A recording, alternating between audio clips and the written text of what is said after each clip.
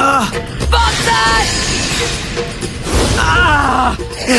Sangan finit la comédie Rideau le flamme alchimiste! Avantage Elric, balle de match!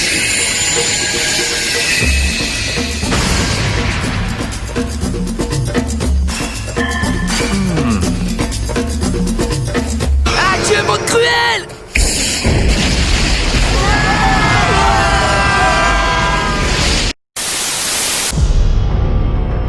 Tell me, Witcher.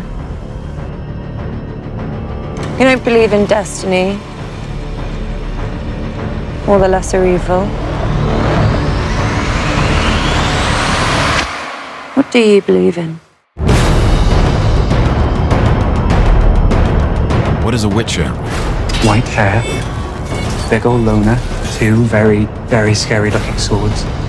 I know who you are. L'alchimie, discipline extraordinaire qui nous permet de changer l'eau en vin et le plomb en or. Qu'est-ce que ça serait bien, putain. Moi je crois que je me ferais un slip en or, ça serait génial. Ou alors un slip auto-nettoyant. Tu vois, genre la marque jaune que t'as devant et la marque marron que t'as derrière, elle disparaît au bout de 4 jours sans que t'aies besoin d'enlever ton slip.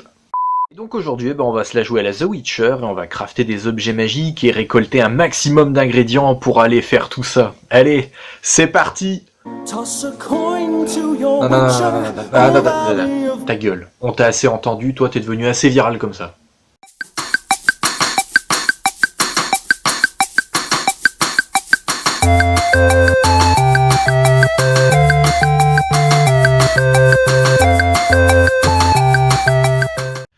Et donc aujourd'hui, on va s'attaquer à Res Arcana.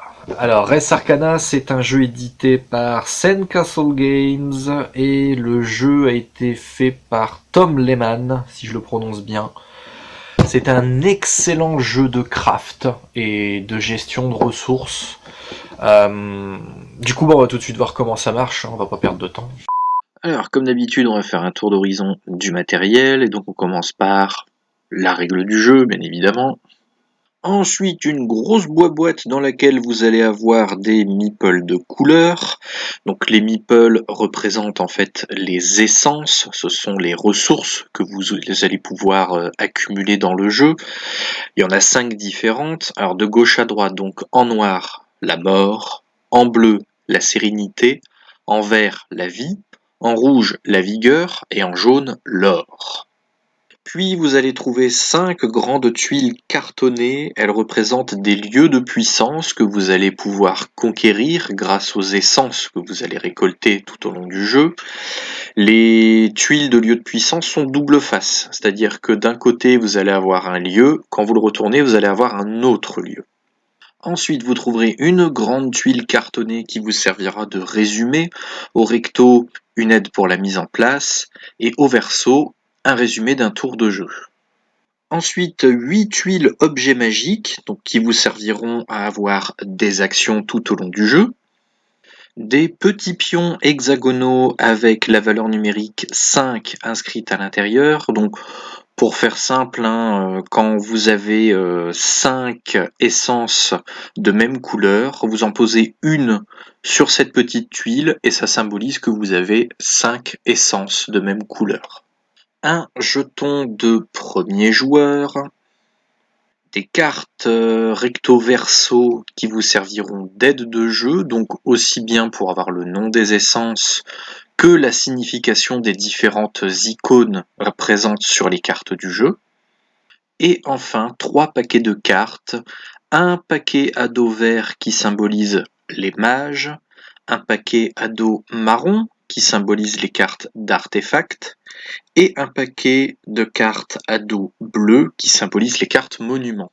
Alors maintenant la mise en place. Donc comme vous pouvez le voir sur l'image, tout à votre gauche, on va prendre les 8 tuiles rectangulaires d'objets magiques et on va les placer de telle sorte qu'ils puissent être accessibles à tous les joueurs.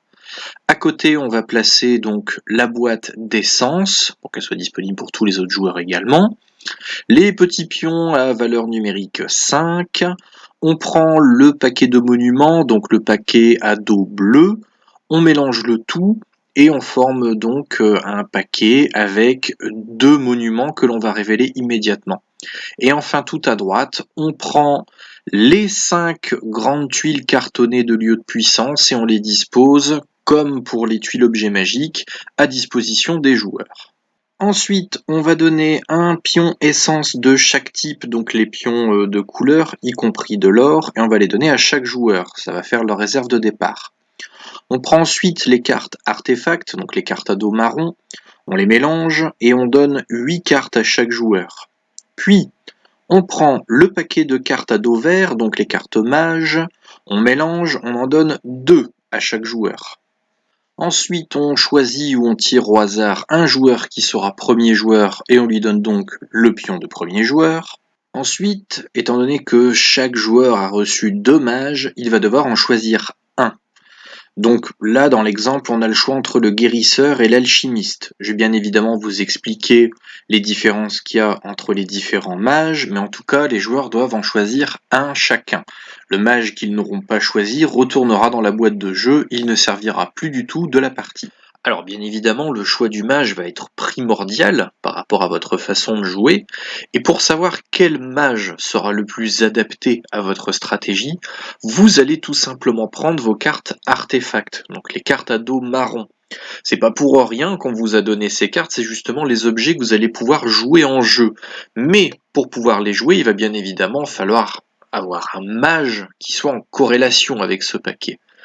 D'où le fait de regarder obligatoirement vos cartes artefacts avant de choisir votre mage. Ainsi, vous aurez la meilleure stratégie pour pouvoir jouer vos cartes. C'est pour ça qu'il faut obligatoirement regarder vos artefacts avant de choisir votre mage. Une fois que vous avez choisi votre mage, vous le placez devant vous. Le mage que vous aviez en autre possibilité est remis dans la boîte, il ne servira plus pour la partie. Ensuite, vous prenez vos cartes artefacts, vous les mélangez, vous en piochez 3 et le reste des artefacts, vous les mettez à côté de votre mage, ça formera votre pioche. Puis, chaque joueur va ensuite choisir une tuile objet magique qu'il va placer à côté de sa pioche, ou en tout cas sur son aire de jeu. Vous les mettez où vous voulez, ça n'a aucune importance. Et donc votre aire de jeu va ressembler à ça. Vous aurez votre mage, à côté votre pile de cartes artefacts à piocher, ensuite votre objet magique, puis en dessous donc votre réserve personnelle d'essence, puis à droite vos cartes artefacts que vous aurez en main. Alors bien évidemment là dans l'exemple sont posées sur la table pour voir que vous les avez dans votre main, mais aucun joueur ne doit les voir, personne ne doit savoir quelle carte vous allez jouer. Voilà, donc le jeu a été mis en place. Maintenant, qu'est-ce que Res Arcana ? Eh bien, c'est un jeu où, vous l'aurez compris, nous allons incarner un mage et on va devoir utiliser nos essences arcaniques que l'on va collecter tout au long du jeu afin de créer des artefacts, puis aussi par la suite prendre possession de lieux de puissance et le but, ça va être de marquer plus de points de victoire que les adversaires. 10 pour être précis. Alors, comment se passe une partie ? On va zoomer sur l'aide de jeu pour avoir le résumé d'une manche. Chaque partie va se dérouler en manches. Il n'y a pas de nombre de manches prédéfinies. En fait, on va jouer jusqu'à ce qu'un joueur ait atteint justement 10 points de victoire ou plus. Et donc, une manche, c'est simple. Première chose, on va collecter des essences, puis faire des actions, puis enfin faire le contrôle des points de victoire. On va voir tout de suite comment tout ça fonctionne. Première phase d'une manche, la collecte des essences, donc c'est l'étape la plus importante puisque justement ça va vous permettre d'avoir les essences requises pour jouer vos artefacts ou prendre des lieux de puissance en jeu. Pour collecter des essences, c'est simple, il faut que sur vos éléments de jeu, donc que ce soit votre mage, les objets magiques ou les artefacts, etc., vous ayez une icône de collecte. On va zoomer justement sur 2 artefacts, donc les puits calcifères et la statuette ornée. Il y a une différence entre les deux puisque l'un permet de collecter alors que l'autre non. Si on zoome sur les puits calcifères, donc on voit, on a l'image en gros plan, et juste en dessous vous allez avoir une icône de main avec justement une essence. Donc là par exemple les puits calcifères, ça veut dire que chaque début de tour, pendant la collecte des essences, eh bien je vais pouvoir prendre une essence rouge, donc de vigueur du pot commun et le mettre dans ma réserve personnelle. Par contre, si je zoome sur la statuette ornée, on voit bien qu'il n'y a pas d'icône de collecte. Ça veut dire que concrètement, je ne peux pas collecter d'essence avec la statuette ornée. Donc si on reprend notre exemple, on voit bien que le guérisseur, il a la possibilité de collecter, et notre objet magique, donc juste à côté de notre pioche, sérénité, vigueur, ça nous permet de collecter également.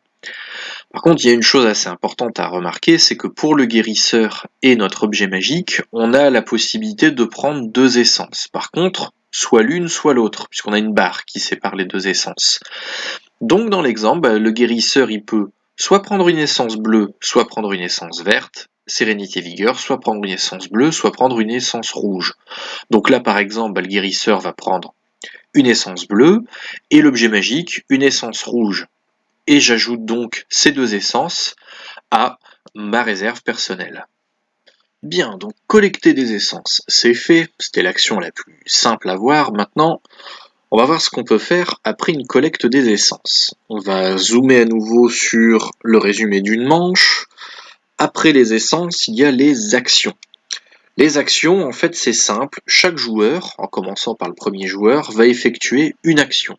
Puis, le joueur à sa gauche va en faire une, puis le troisième joueur va en faire une, etc., jusqu'à ce que plus personne ne puisse jouer ou ne veuille plus jouer. Les actions que l'on peut faire du coup pendant une manche sont les suivantes. Placer un artefact de sa main, acquérir un monument ou un lieu de puissance, défausser une carte en échange de 1 or ou 2 essences de notre choix, utiliser un pouvoir ou passer. Alors, on va voir toutes les actions dans le détail. Alors, première action possible, placer un artefact. Bon, ça tombe bien que ça soit cette première action qu'on voit. On va justement faire un léger tour d'horizon des cartes artefacts disponibles. Donc on zoome sur les différentes cartes. Il y a 4 types de cartes artefacts dans le jeu. Alors, de gauche à droite, à gauche d'abord, le fouet ardent, par exemple. Donc ça, c'est un artefact normal, c'est un objet finalement. Ensuite, à droite, on a les créatures, donc comme le tréant par exemple. Puis les dragons, comme le dragon prismatique. Et ensuite, tout à droite, les créatures dragons, donc des artefacts à double type. Et donc, si on zoome sur le serpent de mer, on peut voir plusieurs choses. Donc déjà, son nom, serpent de mer, c'est facile. Ensuite, juste en dessous de son nom, on va voir dragon, créature, donc le type d'artefact. Donc ici, il est et dragon et créature. Ça se voit également par rapport aux icônes en haut à droite. On a bien une icône en forme de dragon et une autre en forme de patte de félin. Patte de félin signifie donc que c'est également une créature. En haut à gauche de la carte, vous avez également son coût. Donc ici, 6 essences bleues et 3 essences vertes. C'est ce que vous allez devoir payer comme essence de votre réserve personnelle pour pouvoir jouer le serpent de mer. Ensuite, tout en bas, vous allez avoir son effet. Parfois, vous pouvez même avoir des effets de collecte. C'est tout à fait possible, que ce soit pour les dragons, les créatures ou les artefacts normaux. Et ensuite, en général pour les dragons, vous pouvez également avoir un point de victoire. Donc c'est symbolisé par la valeur numérique 1 dans ce petit rond rouge. Voilà à quoi ressemble une carte artefact. Du coup, comment ça se passe? Eh bien, c'est simple. On regarde les cartes artefacts que l'on a en main. Donc ici, par exemple, tout à droite, on a l'œuf de dragon. Je vais faire un zoom dessus. L'œuf de dragon, on voit en haut à gauche, son coût, c'est 1 or. Donc, je vais prendre 1 or de ma réserve personnelle que je vais remettre dans le pot commun, et je peux donc placer mon œuf de dragon sur mon aire de jeu. Donc en général, je le mets à côté de l'objet magique. Et voilà, je viens de placer mon artefact. Deuxième action possible, prendre possession d'un monument ou d'un lieu de puissance encore disponible. Donc si vous vous souvenez bien, pendant la mise en place, on a créé un paquet de cartes à dos bleu, donc ce sont les monuments, et on en a mis 2 visibles sur la table.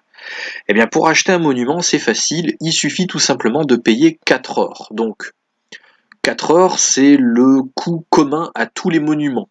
Peu importe quel monument vous allez trouver dans le jeu, il aura forcément un coût d'achat de 4 or. Vous payez donc vos 4 or de votre réserve personnelle et vous placez le monument sur votre aire de jeu. Maintenant, votre monument vous rapporte le nombre de points de victoire inscrits tout en bas de la carte. Ici, pour le Panthéon, 2 points de victoire. Et il peut également vous apporter des effets, voire des essences à collecter. Pour ce qui est des lieux de puissance, eh bien c'est exactement le même principe. Les lieux de puissance, pour rappel, ce sont les grandes tuiles cartonnées. Donc là, par exemple, les catacombes de la mort, on voit qu'elles coûtent 9 essences noires afin de pouvoir être acquises.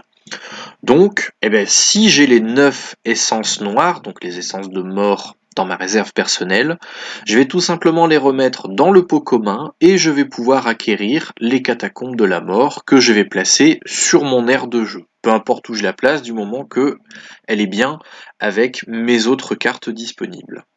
Alors, petite précision tout de même, à l'instar de tous les autres éléments de jeu, les catacombes de la mort peuvent également vous rapporter des collectes d'essence.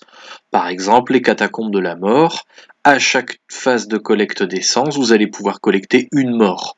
Pour ce qui est du bosquet sacré, en revanche, il ne vous permet pas de collecter d'essence.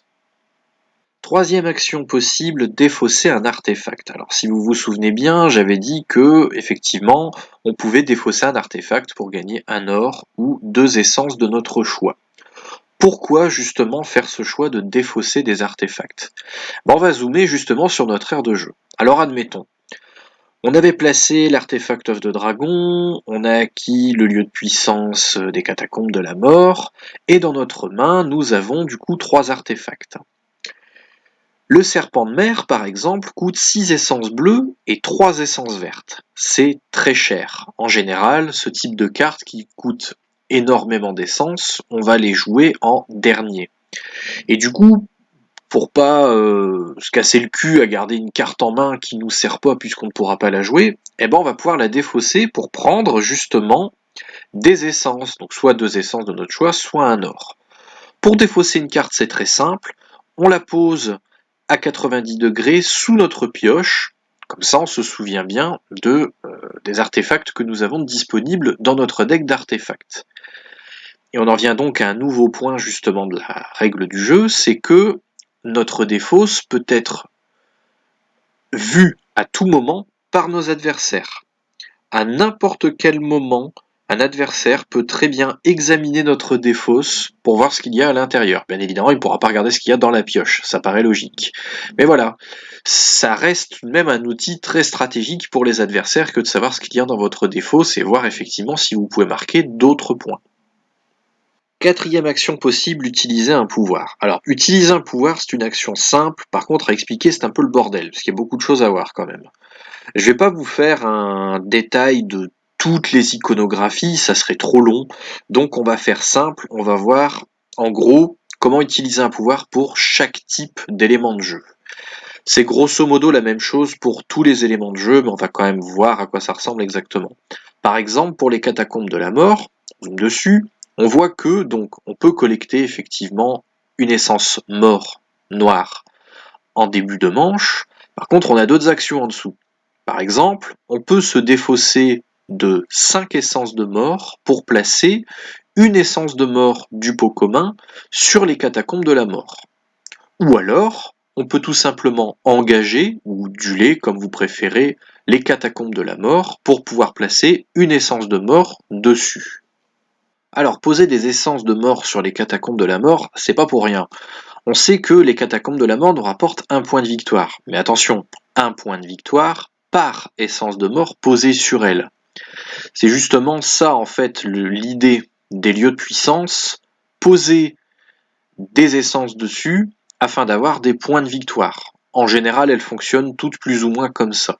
Et c'est justement la signification de cette icône. La carte avec une flèche dessus, ça veut dire qu'en fait vous allez avoir des essences posées dessus. Voilà pourquoi utiliser les pouvoirs des catacombes de la mort. Alors attention, petite précision tout de même, il faut savoir que tout élément de jeu qui est engagé ne peut plus être utilisé sur la phase d'utiliser un pouvoir. Par exemple, si vous avez décidé d'engager, donc c'est-à-dire de tourner à 90 degrés, les catacombes de la mort pour poser une essence de mort dessus, vous ne pourrez pas utiliser son autre effet, donc à savoir défausser 5 essences de mort de votre réserve personnelle pour placer une essence de mort du pot commun sur les catacombes de la mort. C'est très important de se souvenir de ce détail. Pour les monuments, fatalement c'est la même chose, hein. Donc là par exemple le Panthéon, on va l'engager, donc le tourner de 90 degrés, et on va gagner une essence rouge de vigueur.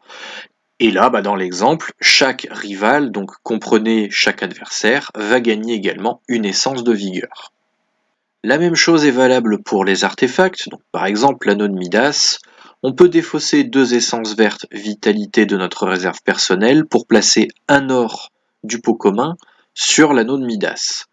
Et ensuite, autre action possible, on peut engager l'anneau de Midas pour placer un or du pot commun sur l'anneau de Midas. Alors par contre, pourquoi placer des essences, que ce soit de l'or ou d'autres couleurs, sur des artefacts? Comme vous pouvez le voir justement sur l'exemple, l'anneau de Midas nous rapporte 1 point de victoire. À la différence des catacombes de la mort, il ne va nous rapporter qu'un point de victoire, peu importe le nombre d'essences qu'il y aura posé dessus. Mais alors, pourquoi justement placer des essences dessus? Eh bien tout simplement parce que ces essences vont pouvoir être collectées pendant la phase de collecte d'essence. Si vous vous rappelez, on avait vu que on ne peut collecter des essences que si une carte ou un élément de jeu, peu importe, est doté de l'icône de collecte. Eh bien, pour les artefacts ou même les monuments, ce n'est pas la même chose. Vous pouvez très bien récupérer toutes les essences posées sur vos artefacts ou vos monuments, comme s'il s'agissait d'une phase de collecte tout simplement. Alors attention, s'il y a plusieurs essences sur un artefact ou un monument et que vous voulez récupérer au moins un, vous êtes obligé de récupérer toutes les essences de la carte. Autre pouvoir possible, on a la destruction de cartes. Donc détruire une carte, en général, on ne peut appliquer l'effet que si l'artefact a justement déjà été joué. Donc ici, on va partir du principe qu'on a joué l'œuf de dragon, comme en début de phase, hein. Et donc, on détruit cette carte, c'est-à-dire que l'œuf de dragon, on va le mettre dans notre défausse et on va appliquer l'effet. Donc ici, par exemple, placer un dragon à n'importe quel coup, donc qui se trouve dans notre main, pour son coup, moins 4 essences de notre choix. C'est-à-dire que par exemple, le serpent de mer qui nous coûte 6 essences bleues pour 3 essences vertes, on va pouvoir retirer par exemple 4 essences bleues de son coup. C'est à ça que sert justement cette icône de pentagone avec la valeur numérique. En fait, vous retirez le nombre d'essences de votre choix. Et évidemment, les pouvoirs s'appliquent également à vos mages. Donc par exemple, l'alchimiste, il a 2 effets. Je peux l'engager, donc le tourner à 90 degrés, défausser 4 essences de mon choix, et je gagne 2 or. C'est ce que symbolise justement ce pentagone numérique avec une petite croix rouge juste en dessous à gauche. Ça veut dire que vous devez tout simplement défausser des essences, et comme le pentagone est gris, ce sont des essences de votre choix. Vous n'êtes pas obligé de défausser un seul type d'essence. Ça peut être un melting pot de tout. Deuxième pouvoir, je l'engage et je gagne une essence de mon choix, sauf de l'or. C'est ce que signifie justement l'icône. Donc là, vous voyez bien l'essence or, avec un petit panneau sens interdit. Ça veut dire qu'on ne peut pas prendre cette essence-ci. Dernière action disponible, passer. Donc passer, c'est facile, vous allez passer votre tour. C'est-à-dire que vous n'allez plus agir du tout. Vous pouvez passer n'importe quand. Soit quand vous n'avez pas le choix parce que vous ne pouvez plus placer d'artefacts, vous ne pouvez plus défausser de cartes par exemple, et admettons vous avez utilisé tous vos pouvoirs d'éléments de jeu. Vous ne pouvez plus rien faire, vous allez donc passer. Passer, comment ça se passe? C'est facile, vous avez votre objet magique, donc on va zoomer dessus. Votre objet magique en fait il est recto verso. Il y a une face où on voit bien le pouvoir qui est disponible, et de l'autre côté, une face où il y a marqué « Passer ». Vous allez prendre du coup votre objet magique que vous aviez choisi en début de manche, et vous allez prendre un nouvel objet magique, forcément différent, que vous allez placer sur votre aire de jeu et le retourner côté « Passer ». Une fois que vous avez passé, vous piochez une carte de votre pioche d'artefact, si possible.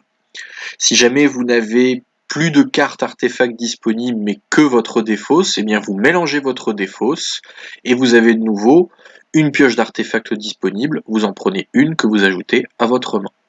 Nouvelle petite précision, si vous êtes le premier joueur à passer durant la manche en cours, vous gagnez la tuile premier joueur. Donc vous prenez cette tuile, vous la retournez également comme votre objet magique sur le côté passé. Ça ne change rien, hein. En gros, si vous étiez déjà premier joueur et que vous êtes le premier à passer, vous restez premier joueur. Le seul avantage à être premier joueur quand on passe, c'est que justement la tuile premier joueur vous fait gagner un point de victoire. Enfin, dernière petite précision, quand vous avez passé, vous ne pouvez pas perdre de vie. Donc je viendrai plus tard sur ce principe, mais voilà, c'est important de le noter, vous ne perdez pas de vie quand vous avez passé. Et par contre, même si vous avez passé, si un rival, donc un joueur adverse, vous fait gagner des essences, eh bien vous les gagnez quand même si vous avez passé. Voilà, donc là on a fait le tour de toutes les actions possibles. Donc, pour rappel, placer un artefact de notre main, acquérir un monument ou un lieu de puissance, défausser une carte de notre main en échange de un or ou 2 autres essences de notre choix, utiliser un pouvoir, et passer. Une fois que chaque joueur a passé, eh bien on passe à la 3e étape d'une manche, c'est le contrôle de victoire. Pour ça, c'est facile, on va regarder tous les éléments de jeu qu'on a devant nous, donc y compris le jeton de premier joueur, et on calcule. Si on a 10 points de victoire ou plus, on a gagné la partie. Alors parfois il peut arriver qu'il y ait des égalités. Si c'est le cas, eh bien, les joueurs ils vont tout simplement compter le nombre d'essences qu'ils ont dans leur réserve, tout en sachant que l'or compte double. Toutes les essences posées sur les éléments de jeu ne comptent pas. Donc on calcule, et donc forcément celui qui a le plus d'essences gagne la partie. S'il y a à nouveau égalité, dans ce cas-là c'est une victoire pour les joueurs concernés par cette égalité. Si personne n'a atteint ou dépassé les 10 points de victoire, la partie continue. On va redresser tous les éléments de jeu qui ont été engagés, donc posés à 90 degrés, on les remet droit, et on redémarre un nouveau tour. Donc par la collecte d'essence, puis ensuite les actions, et ensuite on refait du coup un contrôle de victoire jusqu'à ce qu'un joueur ait atteint 10 points de victoire ou plus. Donc là, on a fini d'avaler toutes les règles, il ne nous reste plus à voir que 2 subtilités qui ont leur importance. Alors la plus importante d'entre elles, déjà, c'est la perte de vie. Sur le serpent de mer, par exemple, on voit que, alors il nous rapporte un point de victoire, hein, ça on l'avait vu, mais il a quand même un pouvoir à utiliser. Quand on l'engage, tous nos rivaux vont perdre 2 points de vie.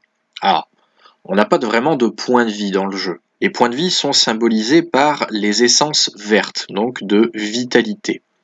Et en gros, quand on engage le serpent de mer, tous les adversaires vont perdre 2 essences de vitalité.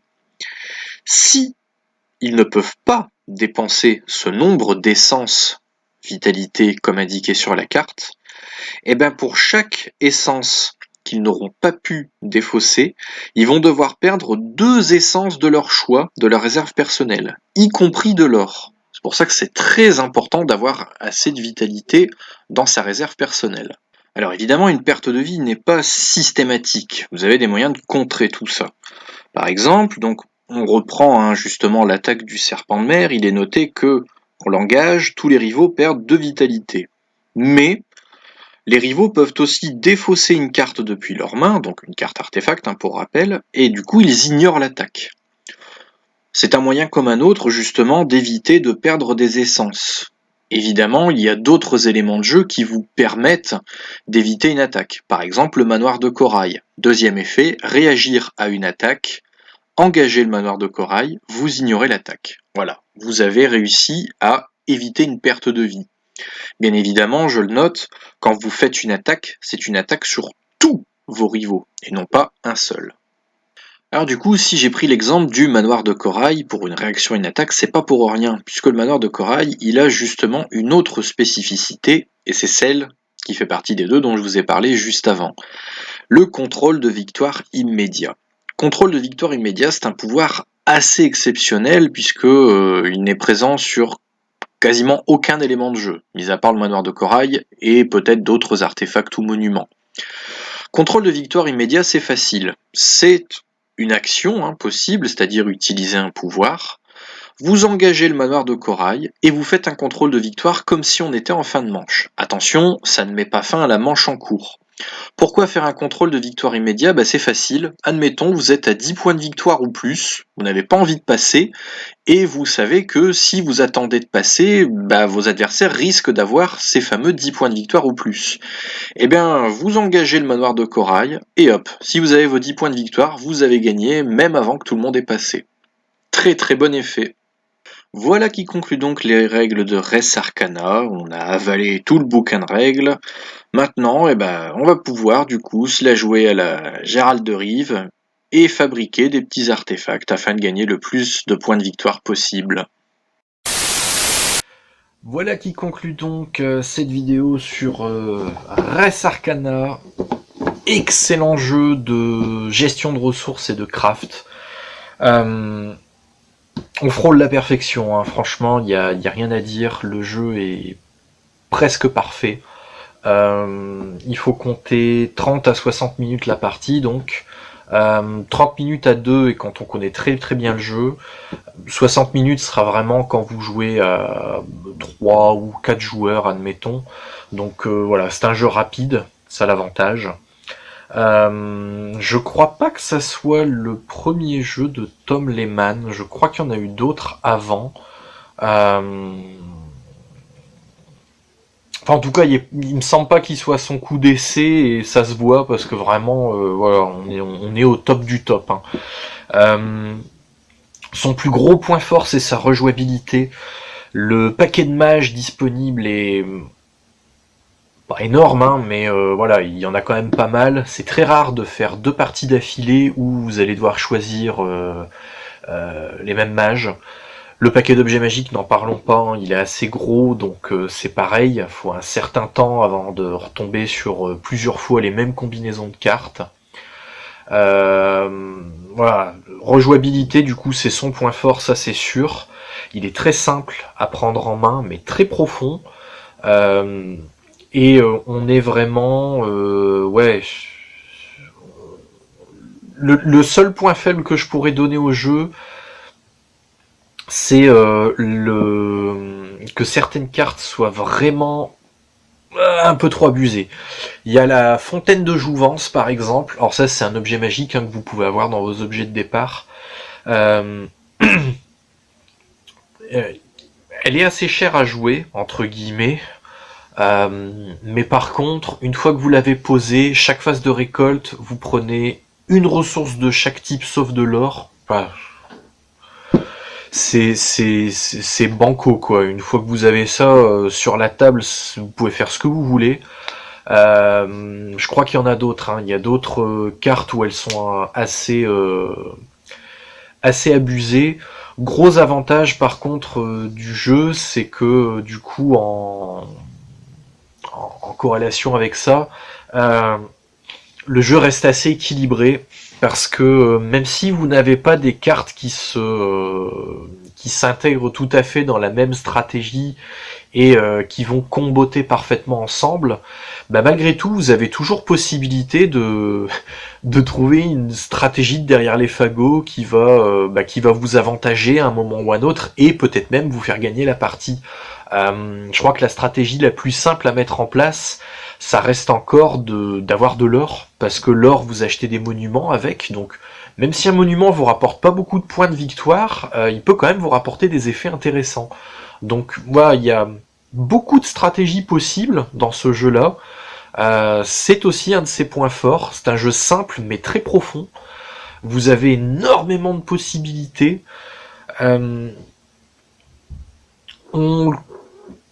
Qu'est-ce que tu veux, toi, c'est mon chat. On le considère comme un jeu expert. Alors, oui et non. L'avantage de ce jeu, c'est qu'effectivement, si vous êtes un joueur aguerri, vous avez déjà plusieurs jeux à votre actif, de types différents, vous allez adorer Res Arcana, ça y a pas de problème. Et par contre, si vous êtes un joueur occasionnel, c'est pareil, vous allez vraiment bien vous amuser parce que c'est très simple à comprendre et à prendre en main. Les mécanismes du jeu sont vraiment, c'est cadeau quoi, c'est pépite d'or. Donc non, franchement, voilà, Je pense que ça sent, c'est un coup de cœur, hein, ce jeu-là, vraiment, vraiment gros coup de cœur. Je sais plus si j'ai dit le prix, mais je vais le rappeler. Voilà, une trentaine d'euros, 30 à 35 euros, je crois.